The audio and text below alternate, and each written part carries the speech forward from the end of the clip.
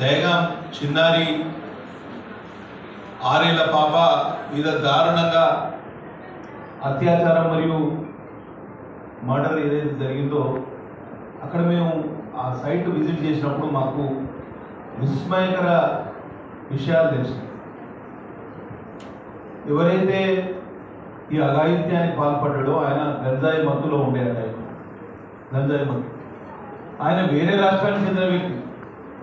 పెద్దపల్లి జిల్లా సుల్తానాబాద్లో ఆయన గంజాయి మనం ఏమనుకుంటున్నాం, ఓన్లీ పట్టణాల్లో అది కొన్ని హైగ్రేడ్ కాలేజెస్ లేకపోతే యూనివర్సిటీస్లో మాత్రమే డ్రగ్ అవైలబిలిటీ ఉందనుకుంటున్నాం. అక్కడ లేదు.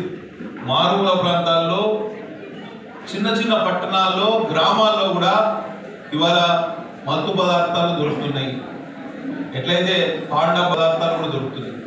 కాబట్టి ఇది ప్రమాదం పొంచి ఉండడం కాదు, ప్రమాదం మనల్ని పూర్తిగా లోపరుచుకునే క్రమంలోనే ఉంది. కాబట్టి దీని నుంచి మనం బయటపడకపోతే డ్రగ్ అబ్యూజ్ వలన శరీరమే కాదు, సమాజమే కాదు, ఆరోగ్యపరంగా కూడా మనం కుంగి కృషించిపోవడం తథ్యం. యువత భవిష్యత్ అంతా నాశనం అవుతుంది.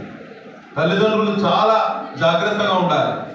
ఎవరైనా కొంచెం సస్పీషియస్ బిహేవియర్ ఏదైనా ఉంటే, అనుమానాస్పదంగా పిల్లలు కొంచెం ఇంట్లో కానీ బయట కానీ కనిపిస్తూ ఉంటే వెంటనే వారి మీద నిఘా ఉంచండి.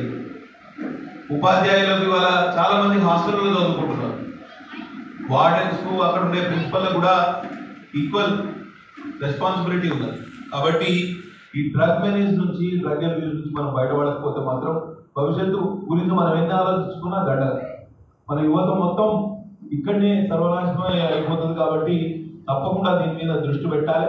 యువత కూడా మీరందరూ హై స్కూల్ స్టూడెంట్స్ అమ్మా, మీరందరూ హై స్కూలు కాలేజ్ స్టూడెంట్స్ ఉన్నారు ఇక్కడ. తప్పకుండా దీని మీద ఆలోచన చేయాలి. ఇది ఏదో తాత్కాలికంగా ఏదో మనకు కొంచెం ఆనందాన్ని కలిగిస్తుంది కావచ్చు కానీ భవిష్యత్తును మాత్రం పూర్తిగా నాశనం చేస్తుంది. ఎముకలే కాదు, కండరాలే కాదు, శరీరంలో అన్ని అవయవాలను అది లోపరుచుకుంటుంది. మనకు భవిష్యత్తు అనేది లేకుండా చేస్తుంది. కాబట్టి యువత ఈ మత్తు పదార్థాల బారిన పడకుండా చూడాల్సిన బాధ్యత ఉంది. ఇవాళ చైల్డ్ ప్రొటెక్షన్ డిపార్ట్మెంటే ఉంది. మనం చాలా మంది ఇవాళ మొత్తంగా కలెక్టర్ గారి దగ్గర నుంచి మొదలు పెడితే, సిపిఓ గారి దగ్గర నుంచి మొదలు పెడితే, ఉపాధ్యాయులు, ఇది ఒక కలెక్టివ్ రెస్పాన్సిబిలిటీ. అందరి ఉమ్మడి బాధ్యతగా తీసుకుంటేనే ఈ డ్రగ్ మేనేజ్ నుంచి బయటపడతాం. లేకపోతే ఈ మహమ్మారి ఇవాళ ఒకవైపు ఆల్కహాలిజం ఏదైతే మనం లిక్కర్ మేనేజ్ ఏదైతే ఉందో దాని నుంచే